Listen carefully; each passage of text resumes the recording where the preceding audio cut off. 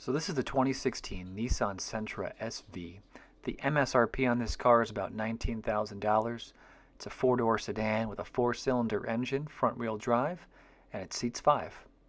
I haven't driven a lot of 2016 Nissans, so I was kind of excited to drive this one, and I enjoyed it. Although I did drive it on a very cold December day, so you'll have to excuse me if some of the camera shots are shaky a little bit. I was actually freezing while I shot these pictures.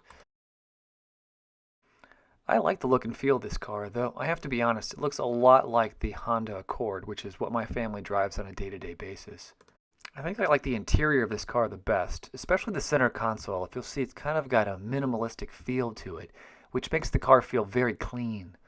Although some of the features, like these buttons here on the steering wheel, feel a little bit dated. They feel like maybe the buttons from a 1990 Nissan instead of something in 2016. The heads-up display is pretty nice, though I couldn't get the car to stop showing this low temperature warning. I mean, obviously I knew it was freezing outside. But I do really like this center console, especially these climate controls. I liked how compact they are, and I like how there's a little bit of extra room around everything. It really gives this car a clean feeling. And this car does come with a standard parking brake, which I'm not a huge fan of, but I can't really complain. The storage on this car is pretty average. I think we'll start by taking a look at the trunk. Nothing special here. As you'll see, I can get all my gear in here pretty easily, and then boom, it's gone. Anyway, it's a decent sized trunk, and the back seats do fold down to let you take full advantage of the space. There's also a nice spot right here underneath the center console to store your cell phone. And then another space under the center armrest. I think this is kind of small compared to a lot of other cars in this class, but it's nice that there's hookups for your cell phone down here as well.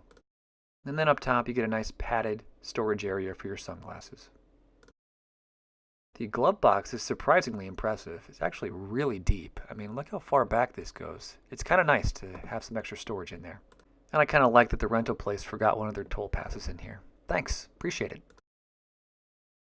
This is not a high-end sedan, so the tech features are limited, but you do get a nice key fob. No remote start, but this is kind of light and easy to hold in your pocket.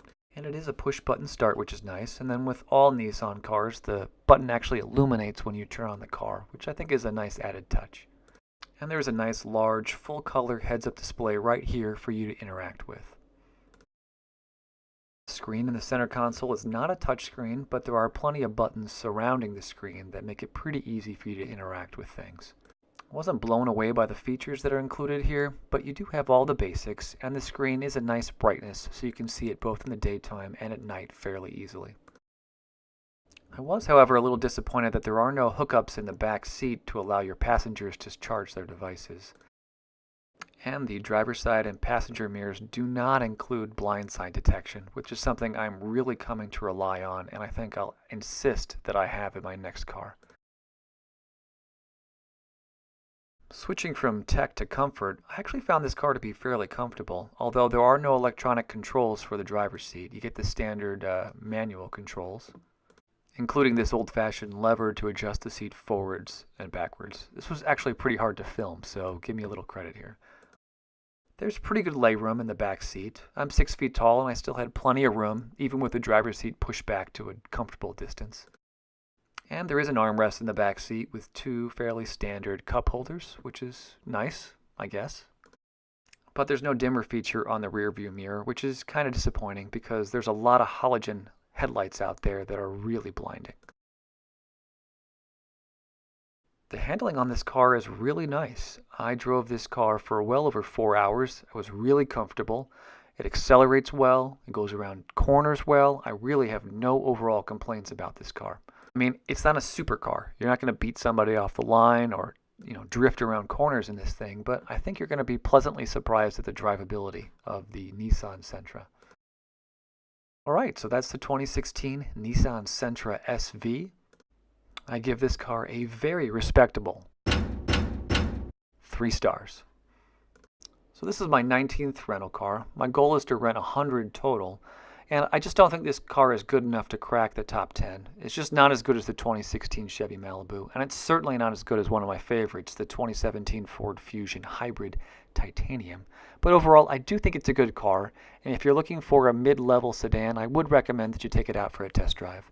And if you do, I hope you'll leave a comment below and let me know what you think. So that's it for the Nissan Sentra. Thank you so much for watching, and I hope you'll join me next time when I review something a bit faster, the 2016 Dodge Charger.